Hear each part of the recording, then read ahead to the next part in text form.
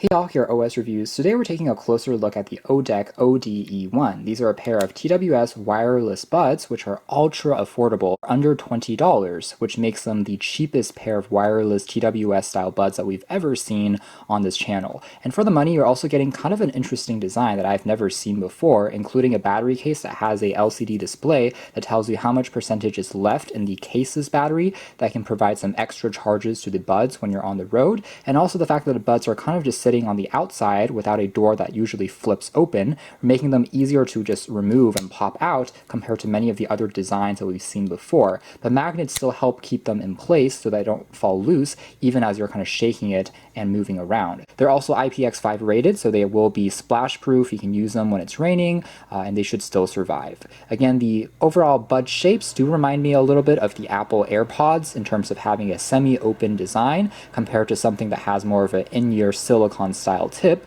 However, it does mean they are, again, very easy to pop in and to remove, pretty lightweight. They have touch controls which allow you to play and pause the music and skip tracks, as well as answer and reject phone calls, but unfortunately these don't have the ability to change the volume higher or lower directly on the stems themselves. But at this price point, I think it still is forgivable, I'd say. Now in terms of battery life, you get a combined total of around 24 hours with the case, so by no means is it an endurance champion, but it's good enough to get you by. And the buds themselves again last for 4 hours on a full charge, and then the case provides some extra charges when you're traveling. Anyways, they do use the latest Bluetooth 5.0 standard, USB Type-C for charging, pretty standard stuff these days, and they have 13mm drivers, which are a little bit larger than average as well. Usually these smaller buds have 5 or 6mm. It supports codecs like SBC and AAC, working quite well, but it doesn't have, say, Qualcomm's aptX. But again, for something under $20, it is really forgivable. Packaging here is quite simple but eco-friendly. Inside here we have just a Type-C charging cable along with a quick user guide. Now, Odec is an Amazon-based brand, so they do have other kind of essential gadgets and portable electronics that they also sell. They have some power banks that I saw. These actually sell for under 20 bucks as well, so super cheap. And what's interesting here is their power bank comes in a pack of 2. So essentially you're paying just $10 for a pack, and it comes in a black and white pair, which I think is, although very simple, almost kind of cute in a way, almost seems like a natural pair. Kind of like a matching couples gift if you have someone that you want to share another power bank with, a loved one. It could kind of make an interesting idea here for something really cheap. And it's not shabby either. Each power bank has a pretty standard 10,000 milliamp hour capacity. It's made out of this polycarbonate plastic and has a USB Type-C port for charging, as well as the standard Type-A ports as well. It's nothing too special in terms of the charging rates. It still has a pretty average 5-volt 2-amp output, so you're not getting something that will power up, say, a MacBook or a laptop. Doesn't have GAN or something crazy like 100 watts, but again, for something super cheap, also coming in a pack of 2, kind of an interesting little twist. Now returning to our main topic here, which is this OD-E1 mini TWS buds that they have. Taking a closer look at the battery case, it is super lightweight. There's that Type-C port for charging, and that's pretty much it. So very simple. Here it is next to some other casings, such as the Redmi AirDots, which it's crazy to think that these are even cheaper than the AirDots, which were already known to be one of the best budget options earlier a year or 2 ago. And you can see how the casing here is about the same dimensions overall. And the same thing goes with the Apple AirPods. You're getting something that's still relatively easy to slide into a pocket and take with you when traveling.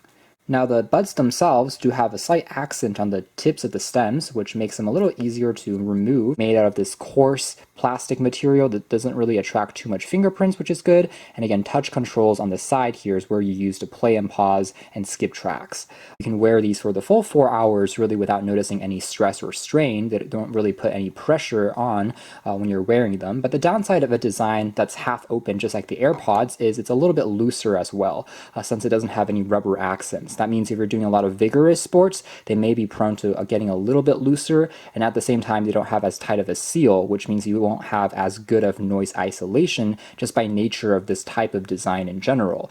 So you're not going to get something like active noise cancellation. Sometimes noise will still creep in and some noise will creep out, but overall it's still very comfortable. You almost get a natural type of transparency in a way. Since it's a little bit looser, you can still hear a bit of your surroundings. Here's a quick size comparison between the OD1s and the real AirPods, you can see the stem size is almost exactly the same, and the weight are also very much comparable. There's actually not much difference between the two in terms of the wearing experience. And then here are the Redmi AirDots. Moving into performance and audio quality, luckily the OD1s are also much better sounding than you'll expect from something that's so low priced.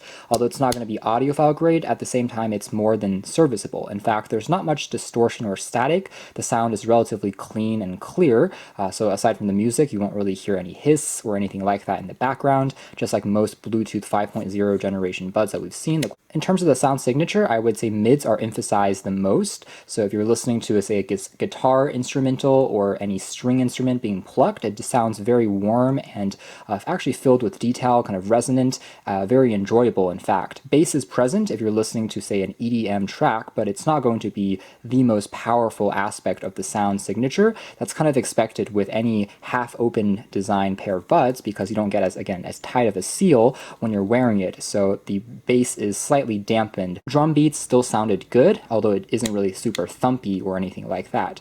It isn't too piercing, doesn't cause too much fatigue either, even if you're listening to, say, a higher frequency sound.